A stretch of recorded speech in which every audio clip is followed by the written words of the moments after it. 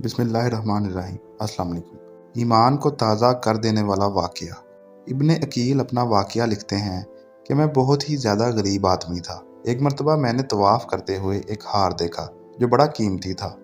मैंने वो हार उठा लिया। मेरा दिल चाहता था कि मैं उसे छुपा लूँ, लेकिन मेरा ज़मीर कहता था हरगिज़ नहीं, ये चोरी है, बल्कि दयानतदारी का तकाज़ा ये है कि जिसका ये हार है उसे मैं वापस कर दूँ।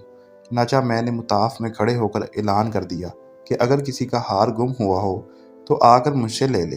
कहते हैं कि एक नबीना आदमी आया और कहने लगा कि ये हार मेरा है और मेरे थैले में से गिरा है। मेरे नफ्स ने मुझे और भी मलामत की कि हार तो था भी नबीना का, इसका किसी को क्या पता चलता। छुपाने का अच्छा मौका था, मगर मैंने वो हार उसे दे दिया। नबीना ने दुआ दी और चला गया। कहते हैं कि मैं दुआएं भी मांगता था कि अल्लाह मेरे लिए कोई रिस्क का बंदोबस्त कर दे। अल्लाह की शान देखें कि मैं वहाँ से हल्ला आ गया। ये एक बस्ती का नाम है। वहाँ की एक मस्जिद में गया तो पता चला कि चंद दिन पहले इमाम साहब फौत हो गए थे। लोगों ने मुझे कहा कि नमाज पढ़ा दो। जब मैंने नमाज पढ़ाई तो इन्हें मेरा नमाज पढ़ाना अच्छा लगा। वो कहने लगे, तुम यहाँ इमाम क्यों नहीं बन जाते? मैंने कहा, बहुत अच्छा। मैंने वहाँ इमामत के फ़राइज़ सर अंजाम देने शुरू कर दिए।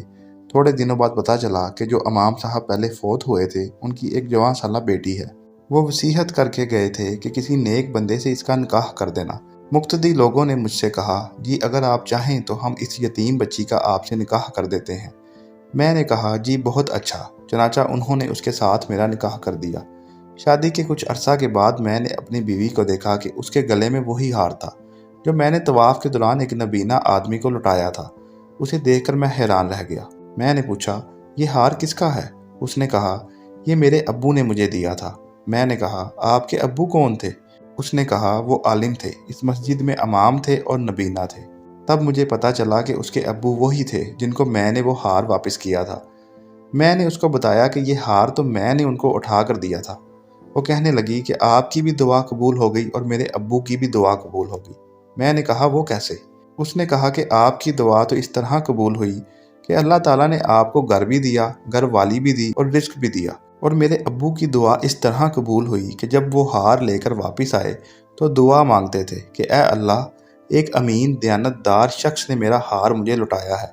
ए अल्लाह, ऐसा ही अमीन शख्स मेरी बेटी के लिए खामद के तौर पर अता फरमा दे।